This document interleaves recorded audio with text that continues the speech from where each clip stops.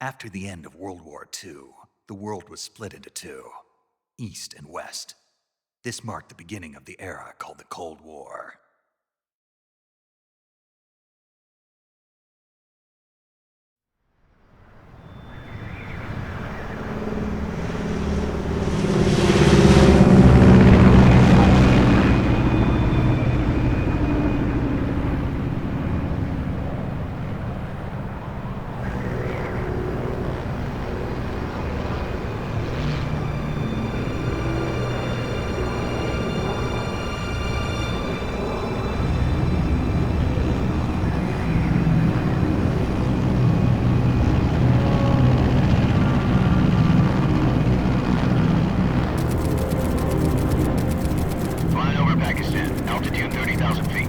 Approaching Soviet airspace. 20 minutes to drop off. Commencing internal depressurization. Equipment check. Arm main parachute. All right. You ready to go? Drop zone still showing a high pressure mass. Cav okay. Good. We've got high visibility.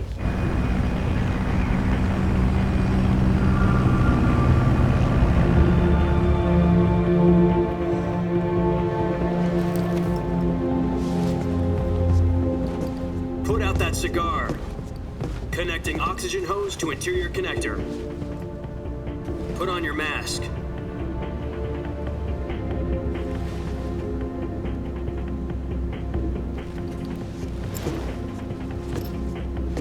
Does this pantywaist know what he's doing?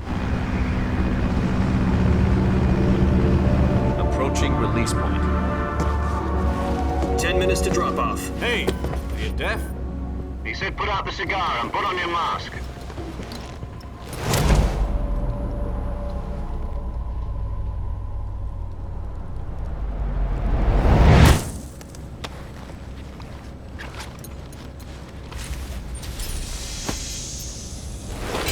Depressurization complete. Checking oxygen supply. 6 minutes to drop off. Opening rear hatch.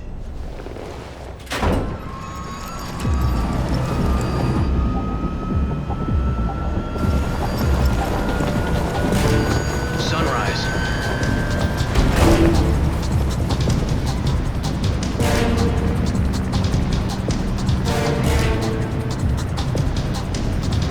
External temperature minus 46 degrees Celsius. 2 minutes to drop off. Stand up.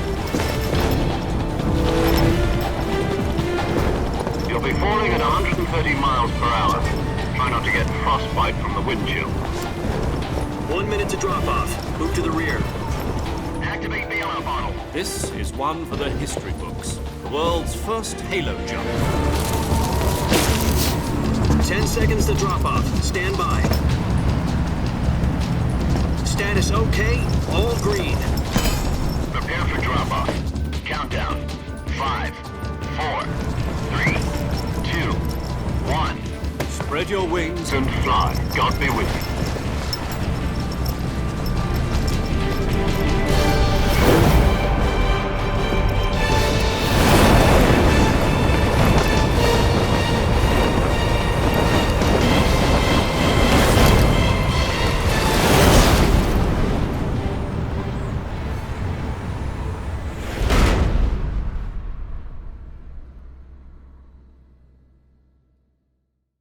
Jack, I've got some important news.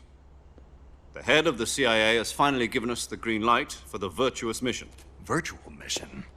No, the Virtuous mission. The future of our Fox unit depends on it. If it succeeds, we'll be officially organized into a unit. Virtuous mission. Sounds like some kind of initiation ritual. You know, don't get cocky. This isn't a training op. Right. So what exactly is this wonderful mission? Well, about 2 years ago, a certain Soviet scientist requested asylum in the West through one of our moles. His name is Nikolai Stepanovich Sokolov. He's head of the OKB 754 Design Bureau, one of the Soviets' top-secret weapon research facilities, and the East's foremost expert on weapons development. Sokolov? Isn't he that famous rocket scientist? The very same. On April the 12th, 1961, the Soviets achieved the first manned spaceflight in history. The Earth was blue, but there was no God. Well spoken. The rocket that carried Yuri Gagarin into orbit was the A-1, known as the Vostok rocket. Sokolov is said to be the man most responsible for the multi-engine cluster used in that rocket. After Gagarin's flight, Sokolov left rocket development to become the head of the newly established Design Bureau. From a lowly technician to head of a design bureau, that's quite a success story, so why do you want to defect? It seems he'd become afraid of his own creations. Afraid? Call it a crisis of conscience. And for that, he left his country and his family behind and went over the fence? Not exactly. One of his conditions was that his family was also to be taken safely to the West. We used a mole to get the family out first and succeeded in sneaking Sokolov over the Berlin Wall shortly afterwards. I was the one who conducted the operation. The security on the eastern side was still full of holes back then. Then what? We got Sokolov over in one piece, but the whole ordeal had left him exhausted, and we checked him into a hospital in West Berlin. It took him 2 weeks and more than 600 miles to get from the research facility in the Soviet Union to Berlin. He was in no condition to say anything coherent. And it was only a week later that we had something much bigger on our hands. The Cuban Missile Crisis. October the 16th, 1962, President Kennedy received word that the Soviets were in the process of deploying intermediate-range ballistic missiles in Cuba. The President demanded that the Soviets dismantle and remove the missiles. At the same time, he announced a naval blockade to prevent further missile shipments from reaching Cuba. But the Soviets didn't back down, instead placing their armed forces on secondary alert. Soviet transport ships carrying missiles continued on course towards Cuba. US and Soviet forces went on alert for an all-out nuclear war. Frantic negotiations were conducted through the UN's Emergency Security Council and unofficial channels to end the hair-trigger standoff. Finally, on October the 28th, the Soviet Union agreed to remove its missiles from Cuba, and so the world avoided a nuclear holocaust. But in order to get the Soviets to pull their missiles out, we had to make a deal. You mean the one where the US agreed to remove its IRBMs from Turkey? No. The Jupiter IRBMs deployed in Turkey were obsolete, and we were going to get rid of them anyway. They had no strategic value whatsoever to either the US or the Russians. The Turkey deal was a ruse, a cover story that was fed to the other intelligence agencies around the world. So what did the Russians really want? Sokolov. They wanted us to return Sokolov. You mean the Soviets pulled out of Cuba just to get their hands on Sokolov? That's right. What the hell was he working on? At the time, we had no idea. We were running out of time. It was either give up Sokolov or risk full-scale nuclear war. In the end, we had no choice. President Kennedy gave in to Khrushchev's demand. The next day, I got Sokolov out of the hospital, handing him over to agents on the eastern side. Sokolov kept on screaming, "Save me," until he disappeared from my sight. Then a month ago, we received some new information from one of our moles. About Sokolov? Yes. He was taken back to the research facility and forced to continue working on the weapon in question under KGB supervision. What's more, it's on the verge of completion. So what kind of weapon is it? Something to do with space rockets? No, missiles. Same technology. I guess you're right. We don't know the details, but it appears to be a new kind of nuclear device. For half a year now, the Soviets have been conducting frequent nuclear tests at Semipalatinsk. Something to do with the weapon, I assume. We're talking about a secret weapon so big that Khrushchev was ready to pull out of Cuba to get it back. Is Sokolov still in the facility? No, according to our intelligence, he's in Selino-Yarsk, a place in the mountains about 3 miles to the west that's known as the Virgin Cliffs. The Virgin Cliffs. Nice name for a virtuous mission. They moved him there just recently. Why? Apparently, they're conducting a field test of the weapon, but it's our best chance to get him back. This mission would never have been possible if he was still in the research facility. This is our last chance. Sokolov must have known that too when he contacted us.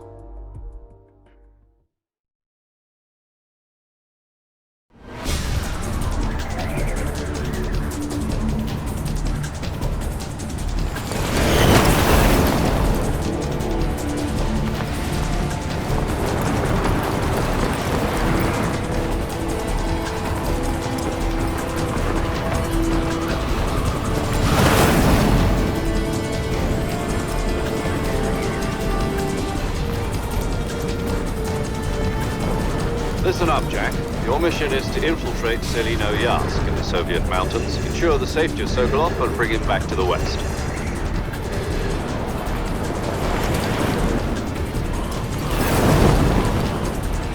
If we don't get Sokolov back before that weapon is complete, we'll be facing a major crisis. The clock is ticking.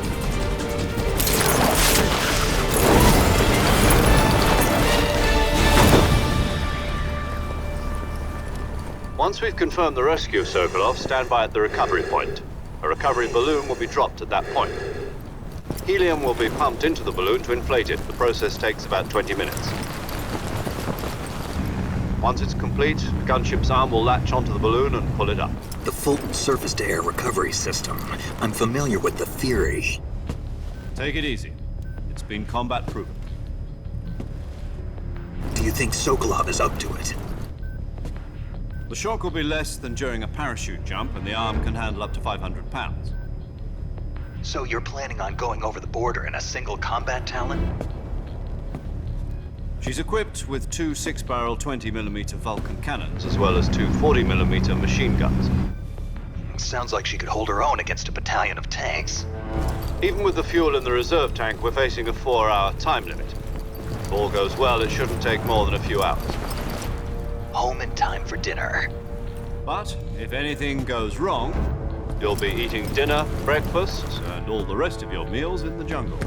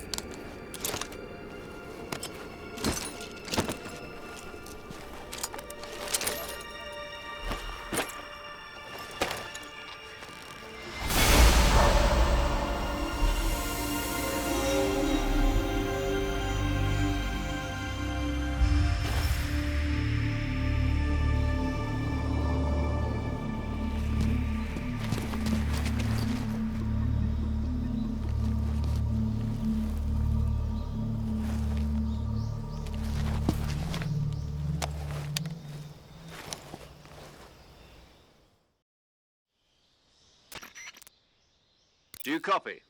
You're already in enemy territory, and somebody might be listening in. From here on out, we'll be using code names to refer to each other. Your code name for this mission will be Naked Snake. I'll be referring to you as Snake from now on. You're not to mention your real name. Snake? Well, you don't like snakes? What do you mean? Well, you've eaten one before, haven't you? In survival training. I'm glad to hear that. I don't know if I'd ever order one in a restaurant, but... Be careful, you might not have a choice. What about you, Major? What should I call you? Let's see. I'll be Tom. Call me Major Tom. This will be a sneaking mission. You must not be seen by the enemy. You must leave no trace of your presence. Is that clear? This kind of infiltration is the Fox unit's speciality. In other words, weapons and equipment are procured on site. That goes for food as well. You're completely naked, just as your name implies. Great. Now I see why you asked me if I like snakes. I suppose calling me Snake was your idea of a joke, too. No, there's a good reason for that. I'll tell you later when the time is right. Gotcha. Getting back to the subject, how exactly am I supposed to feed myself? You've been issued a knife and a tranquilizer gun. Use them to hunt for food. You'll also find some medical supplies in your backpack. Yeah, about the backpack. I lost it in a tree on the way down. I see. Well, you'd better go back and get it then. You know where it is? No problem. I can see it from here. It's stuck on a branch. To climb a tree, stand in front of a tree that's covered in ivy and press the action button. I'll be monitoring your progress over the radio. We can't risk violating Soviet airspace, but I'll be in the gunship. My frequency is 140.85. I'll give you a call if I need to talk to you. If you need to talk to me, use the send function. Okay, Snake, go get your backpack.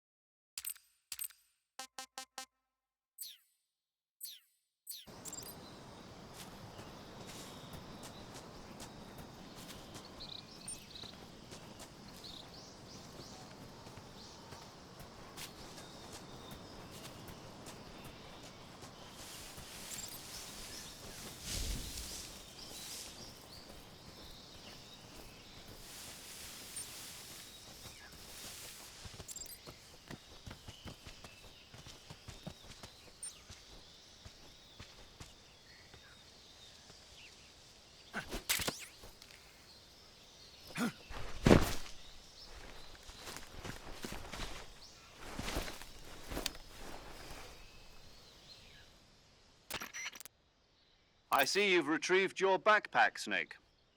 To equip a weapon, it's necessary to take it out of your backpack. In the survival viewer, choose Weapon from the backpack. Your available weapons will be displayed in a list on the screen. From that list, choose the weapon you want to equip and press the Enter button. For other equipped items, just do the same thing from Item. Got it. Use the survival viewer backpack. Yep, that's right. Survival is fundamental to this mission. After you've been out in the field for a while, your stamina will start to drop. If your stamina gets too low, it'll affect your performance. You won't be able to shoot accurately, for example, and your wounds won't heal as smoothly. Keep an eye on your stamina so you don't run out. To recover lost stamina, you can hunt for local flora and fauna. You can use either your tranquilizer gun or your knife to hunt. My only weapon is a Mark 22 Hush Puppy tranquilizer gun? That's right. It's been fitted with its own suppressor. However, the suppressor will deteriorate every time you fire. Once its durability reaches 0, the noise suppression effect will be gone. So don't get too trigger-happy with it. The suppressor's durability is shown in the icon. Any weapons and equipment beyond what you're carrying now, you'll have to find as you go. I have to find my own weapons and equipment? Whose crazy idea was this, anyway? Solo covert actions are standard Fox operating procedure. You can't leave any traces of your presence. No weapons, equipment, footprints, sweat, or bodily wastes. The same goes for bullets and cartridges, too. Your presence in enemy territory is already a violation of international conventions of warfare. There aren't supposed to be any American soldiers in Russia. It could spark an international incident. You can't let anyone see you. You can't let the enemy know you're there. This is a stealth mission. You're a ghost, Snake, in every sense of the word. And there'll be no rescue if you're captured. The military and US government will deny any involvement in the affair. Then I'll just have to take care of myself, huh? I'm afraid so. You've been given a fake death pill for that purpose. SIS guidelines stipulate that soldiers on covert ops like this one be issued a potassium cyanide capsule. Tape it to your body so you can take it when you need to. How generous of you. Use it if you're taken prisoner by the enemy. It'll send you into a state of false death for a short time.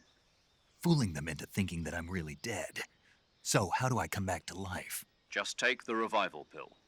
You mean that thing they put in my tooth before the mission? That's the one. But be careful. If you remain in a state of false death for too long, nothing will be able to bring you back. Remember that.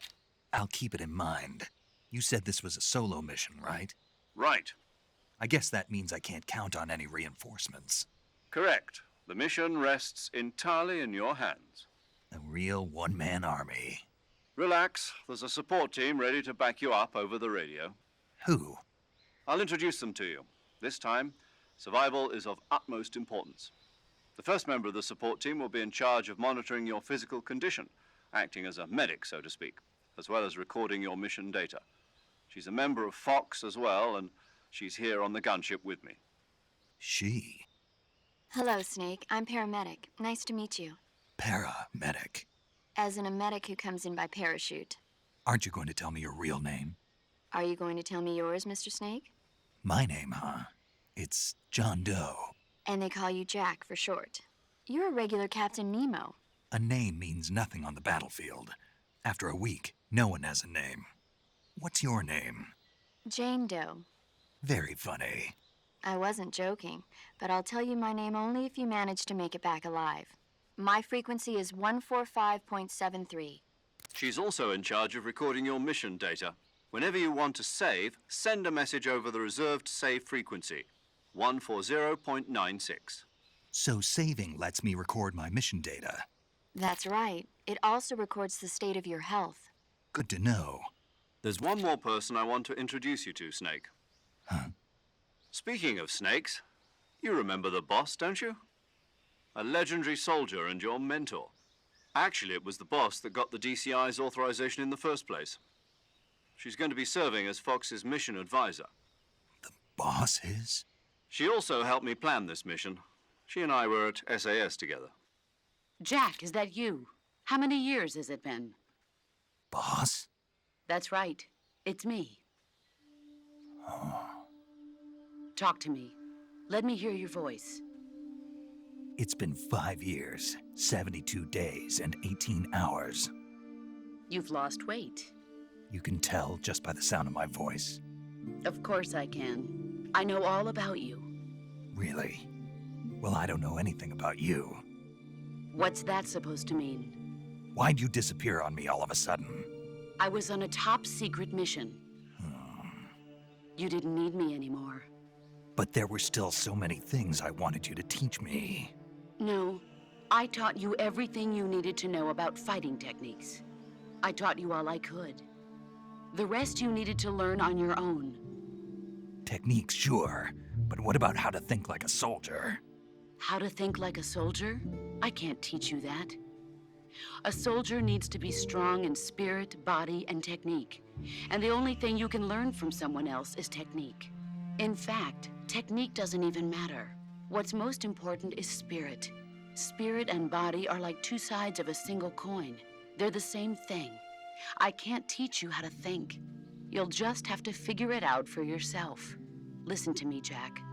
Just because soldiers are on the same side right now doesn't mean they always will be.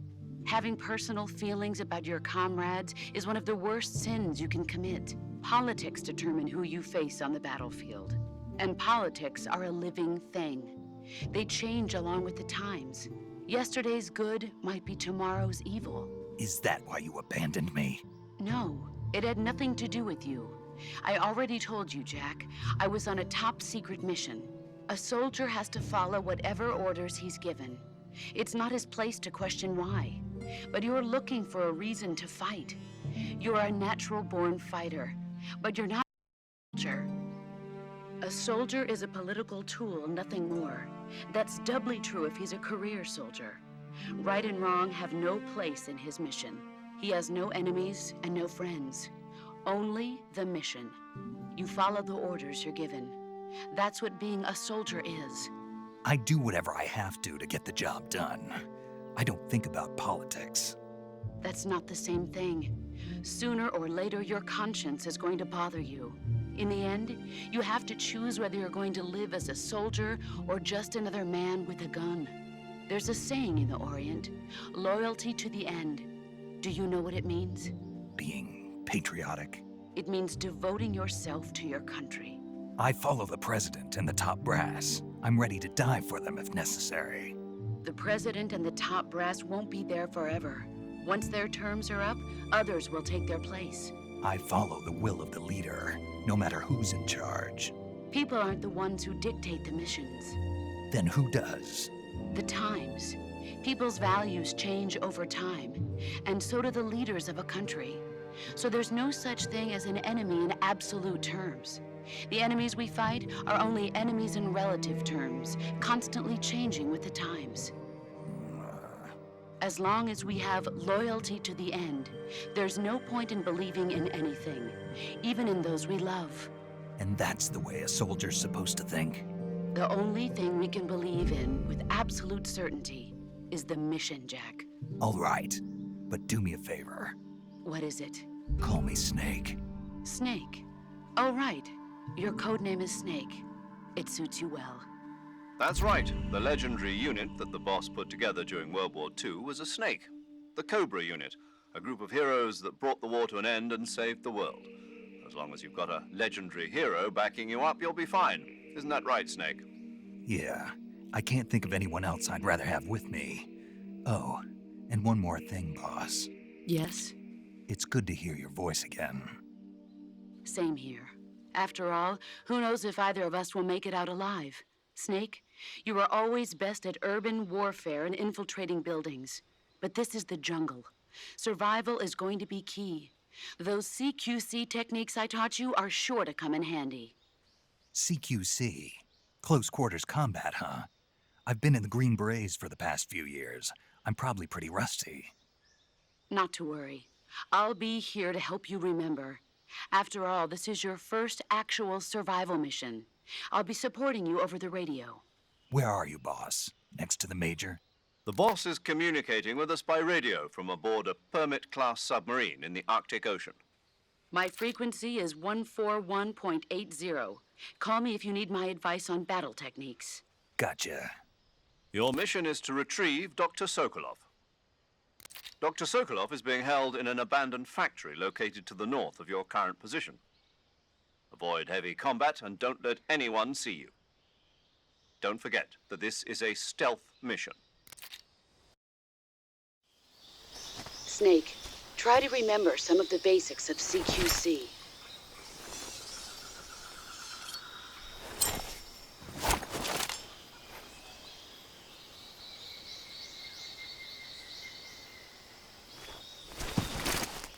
Commencing Virtuous mission now.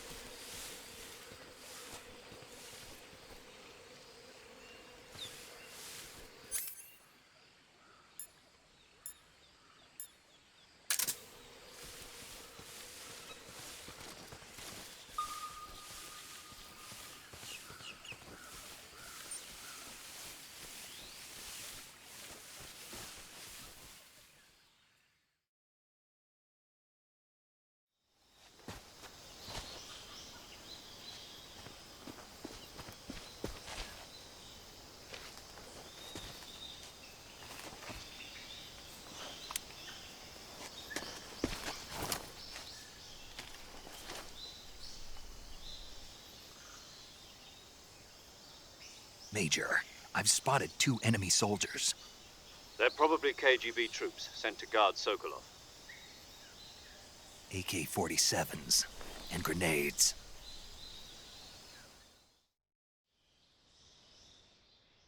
Snake, your presence in Soviet territory is already a violation of international law.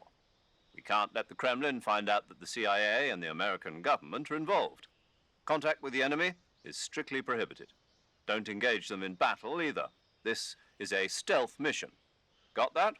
The Major is right. The point of this mission is to sneak through the jungle without being seen.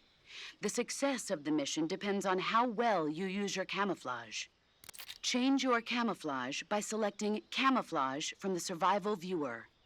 The Uniform option lets you pick your uniform, while the Face option lets you change your face paint.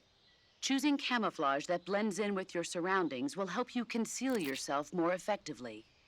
Also, don't forget that anything that moves will stand out in the jungle. If you just stand up and run around like an idiot, you're bound to be spotted. But if you crawl instead, you should be able to sneak by without being noticed. You can see how effective your camouflage is by looking at the Camo Index.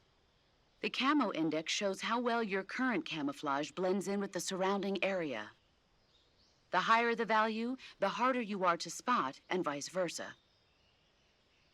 The key is to make yourself one with nature. Keep that in mind as you go along, okay?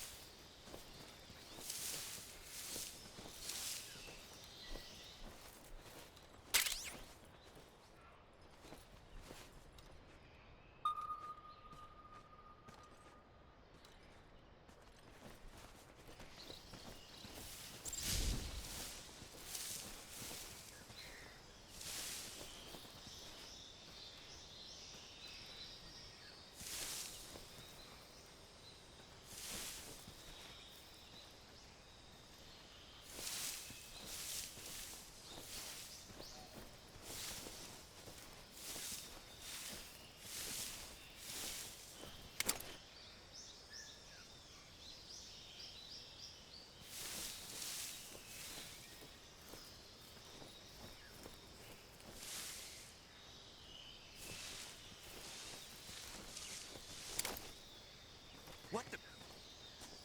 Who's that?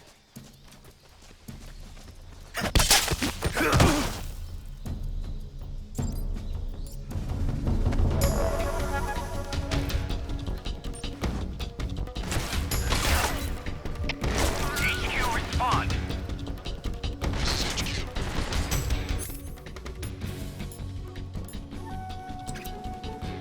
Patrol here. Enemy sighted. Requesting backup. Acknowledged. Sending reinforcements.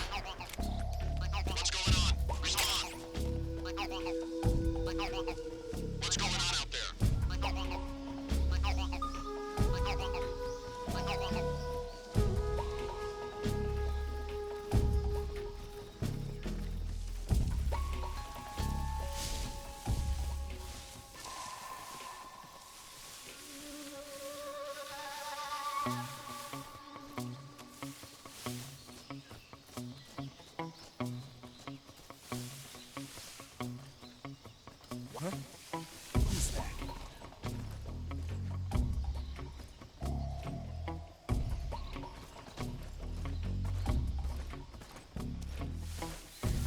Who's that?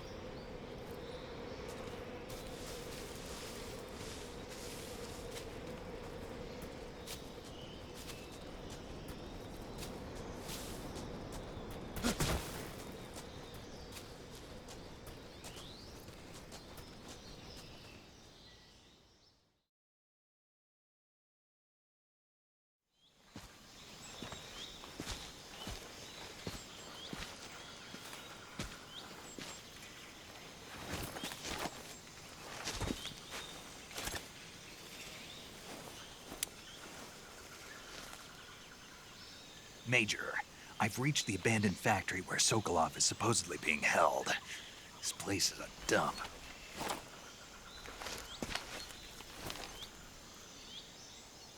I can't see Sokolov from here. The security is pretty tight.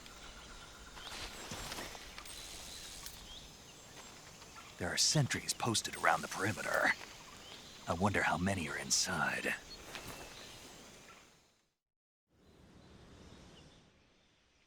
Your objective, Sokolov, is inside the factory. They should be holding him in a room in the northeast section. Northeast section. Got it. Be careful. Your mission is to bring Sokolov back alive. He must not be exposed to any kind of danger. Do not approach Sokolov while in the alert phase. Right. Oh, and one more thing, Snake. You mean there's more? No, it's just that when you get to Sokolov, I want you to tell him something from me.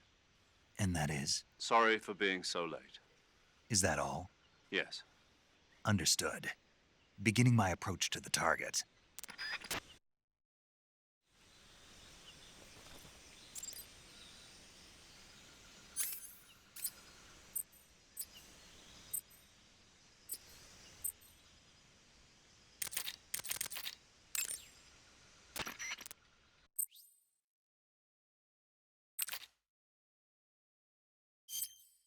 Saving the game, Snake?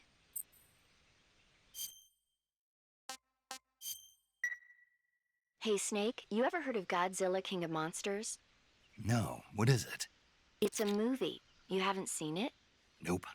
It's about this monster called Godzilla, who grows to an enormous size in a nuclear test and goes on a rampage in Tokyo. Nuclear test, huh?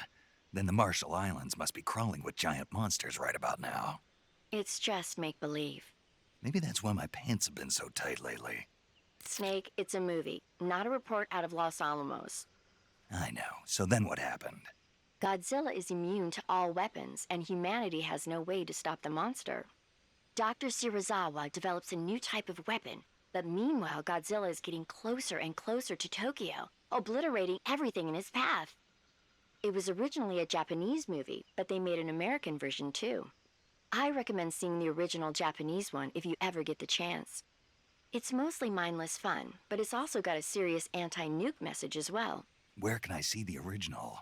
You'll just have to go to Japan. Really? That's too bad. If you wait 40 years, you might be able to see it in America too. It might even win awards all across the globe in 60 years. Why's that? 2024 will be Godzilla's 70th birthday. You think they're still going to be making Godzilla movies then? Of course. Everybody loves Godzilla. You sure know a lot about movies. I don't suppose you're the movie-watching type, are you? Not really. Okay, then I'll tell you everything I know. When the going gets tough, movies can save your life. It's always good to be able to look at things from a different perspective when you get in a jam. That's the magic of movies. No kidding. Well, I guess it might at least make a nice distraction. That's the spirit, Snake. Have a little fun.